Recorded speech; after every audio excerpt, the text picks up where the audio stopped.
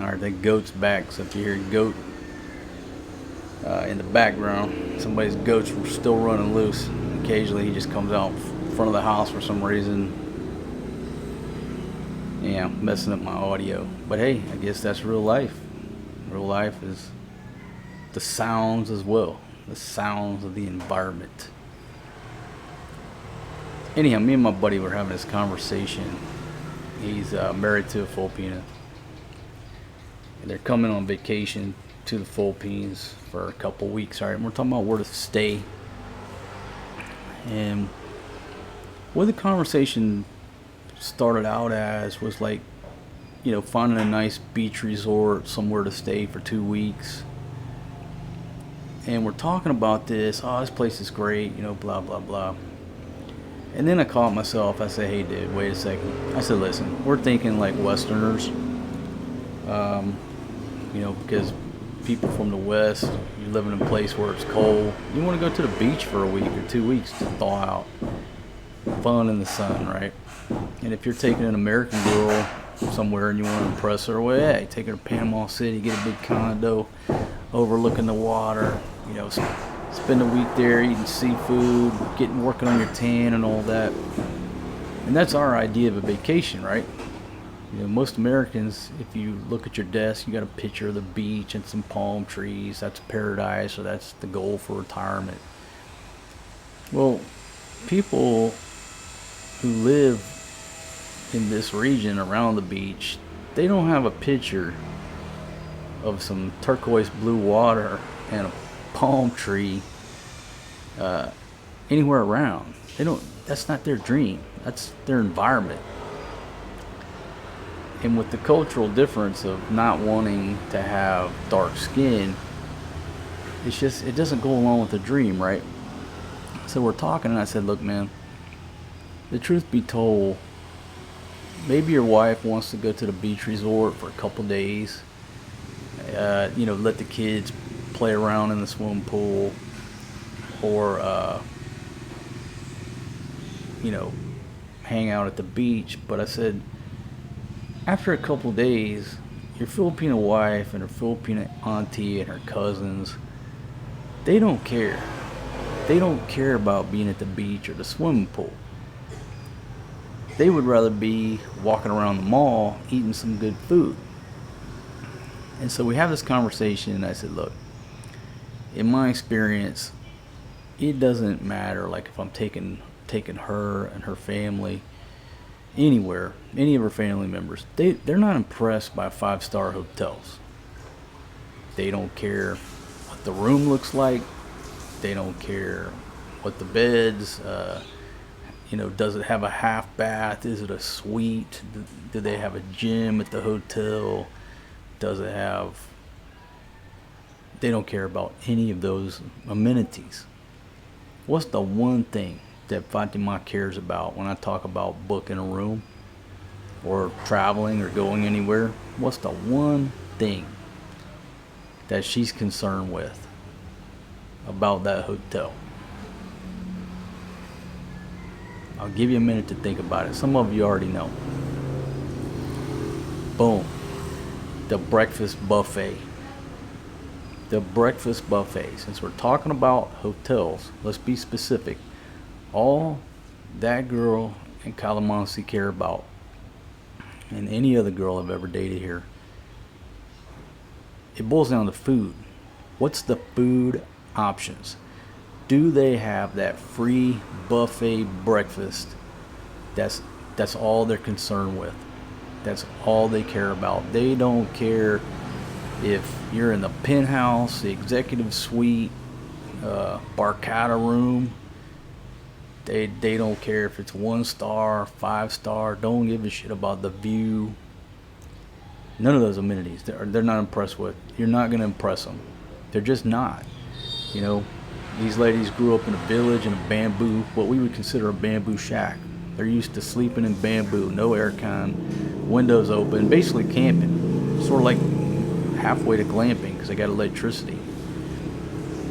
But you take them to a 5-star, well, yeah, they're like, oh, this is nice, take a couple pics for Facebook, but that's it. Then it's like, where's the food? So I thought I would tell this long story to basically say, if you're coming here for the first time to meet a Filipina, maybe you're going to take some of her family members with you, don't focus on getting the penthouse suite or the executive suite or all of those things. Your focus, what they're thinking, what they're looking forward to, it boils down to one word, and that word is food. That's how you impress them. So if you have a choice of booking a $200 a night room versus $100 a night room, go with the $100 per night room and take that other 100 and treat them to the best food options you can do.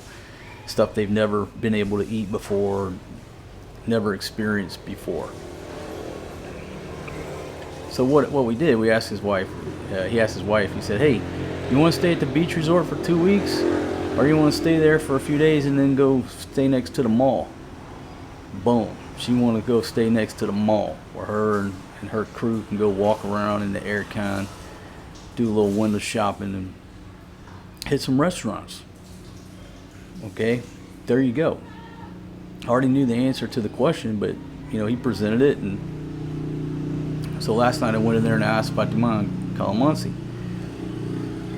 I just asked him a series of questions. If we book a room in a hotel, what's important? What's the most important thing to you? And I went down the list. I said, is it the view, the size of the room, the bed sizes, the TV, the internet? And before I could finish my list, Calamansi blurts out, food, the food.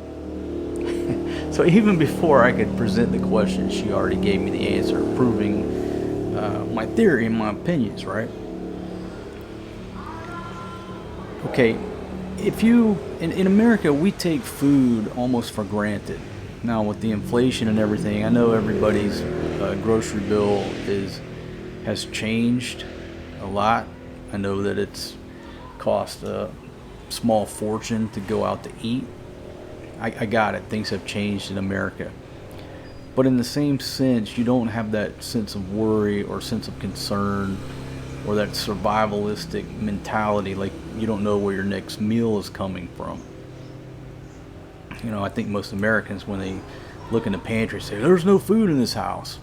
Well, in reality, there's probably enough food in that pantry to last for 2-3 months. Here, when people say there's no food in the house, there's no food in the house. There's nothing to eat. So with that, you obviously focus on and dream about and daydream about food. I never really understood why people watched all these food shows. I mean, I watched Anthony Bourdain, but that was a lot more than a food show. But since then, I understand now more. And there's been times in my life where I haven't had access to certain things, but like living in a small town, as we do now, where there's no Grab, so you can't just click, and the pizza shows up. There's very limited food options, like the only sit-down fast food restaurant we have here is Jollibee, and I don't like Jollibee, so it doesn't help me at all. The other fast food is like, Angel's Burger, these little small burger stands. And the Hungarian over there is actually pretty good, but you can't eat that every day, right? So living in my situation now where I don't have access to all these food options, it's difficult for me to find good food. We just have to cook it here. And in the same sense, I can't go to the store and find certain items, like tortillas. When I first moved here, I could find tortillas. They stopped carrying them. Now I can't get tortillas unless I want to travel. So what do I think about? I sit there and think about food. I think about when's the next time I'm going down to Cebu City where I can get some food. I want a pizza from S&R. If I want a good pizza here, we got to go down to Bogo City to Rockin' Pizza. But, it's 35 minutes in the trike, 40 minutes, whatever it is. So anyhow, I'm just painting you a picture that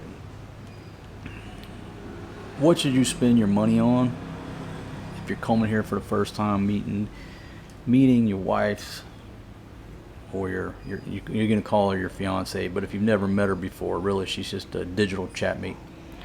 And you're gonna meet her crew. Spend your money, focus your money on food and drink. That's it. It's pretty simple. When I first started coming here, now look, I was living in Thailand, so I'm not new to the region, but I was new to the Philippines. I was dating a girl. I met up with a girl.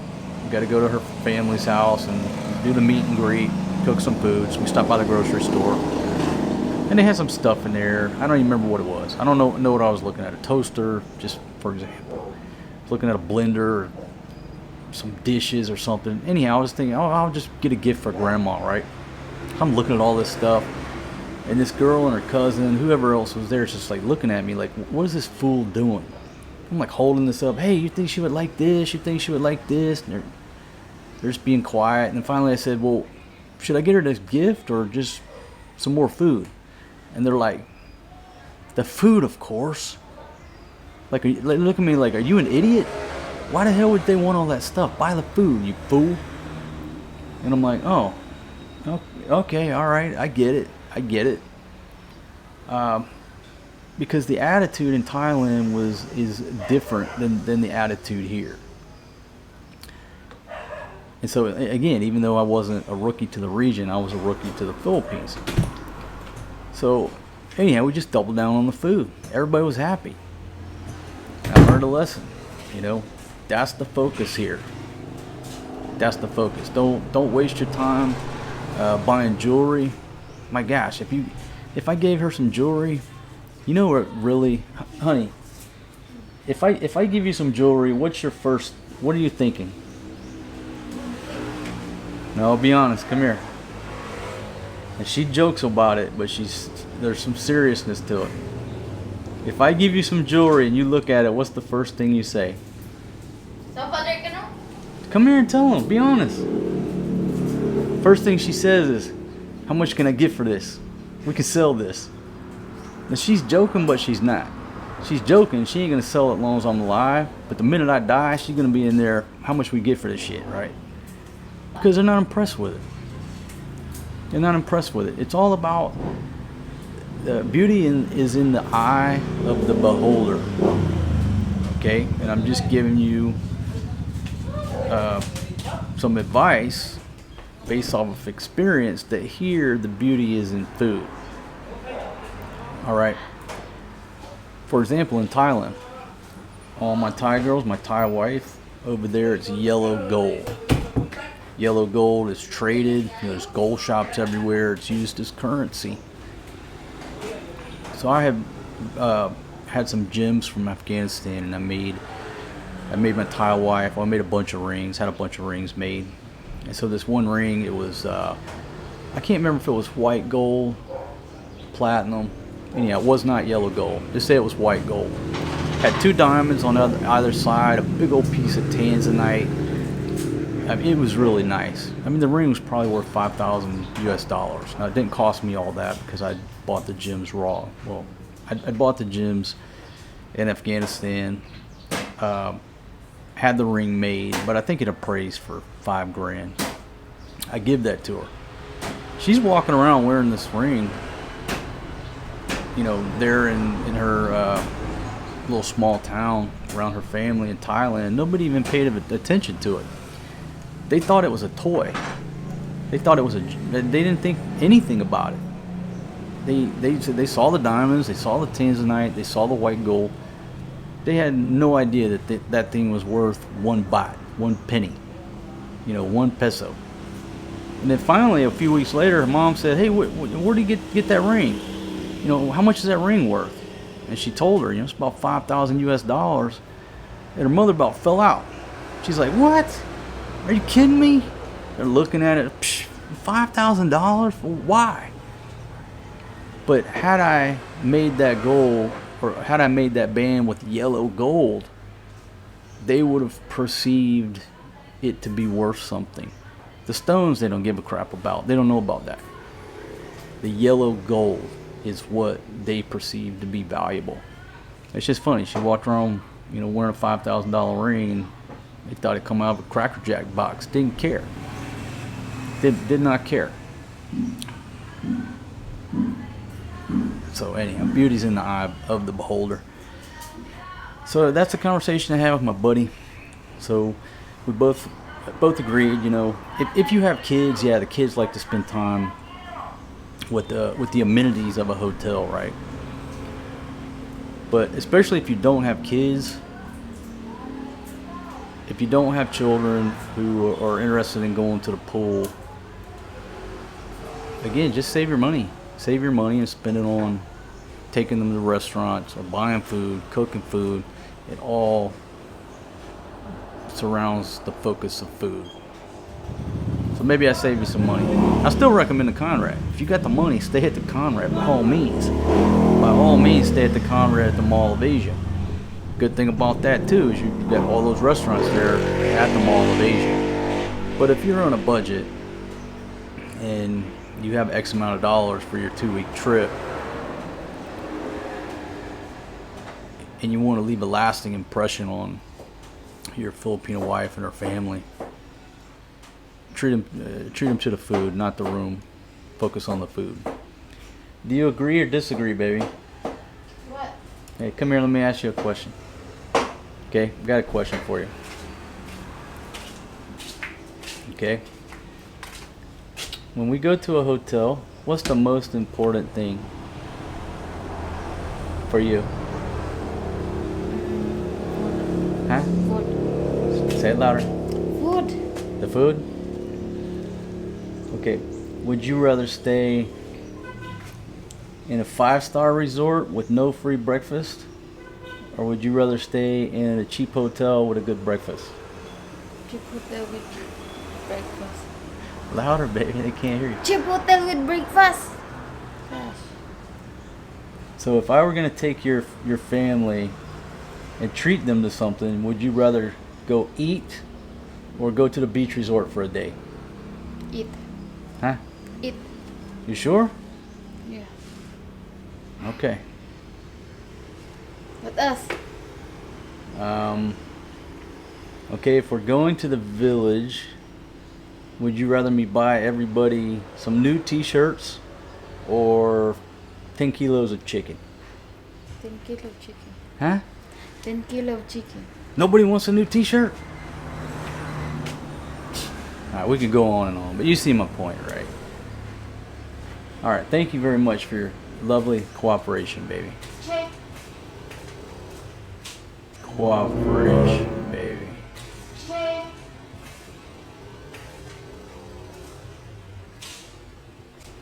She looks so pretty when she takes a bath and washes her hair. Oh. Oh, you do, baby. The problem with Fatima, the Filipinos don't want to wash their hair every day. I don't know, especially if they got a rebond, they don't want to wash it every day, but that's when they look beautiful. When a Filipina comes out of the shower, out of the Ligo, the CR, whatever, and she's got that wet hair, that long black wet hair, my gosh, they're so beautiful. But I can't get them to wash their hair every day.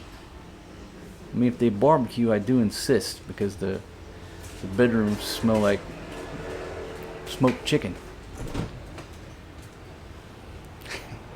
Alright, folks, I'll stop talking. That's just what popped in my head. So maybe you're entertained, maybe you already knew all this. But if you're new to this region, maybe you don't understand. Don't spend $5,000 on a ring. They don't give a shit about that. Honey, listen. Would you rather me spend $5,000 on you a nice diamond ring, or spend $5,000 on food in the village? 5,000 in the village. Huh? In the village. You don't want a nice ring? I have a gold in there. Did I wear? My point exactly. She's got gold stuff in there that I've already given her. Don't wear it. Don't care. Nobody cares. Alright, I'm out of here. Hope y'all learned something. Thank y'all for watching. Listen to my voice. Certainly appreciate you. You're so noisy. I don't know what che means, but I hear that a lot. I almost go. What? I'm going inside. Oh, it's time for her to go back up Calamansi over to school. All right, baby. Well, can you hurry up? Cause my girlfriend will be here in 5 minutes. 1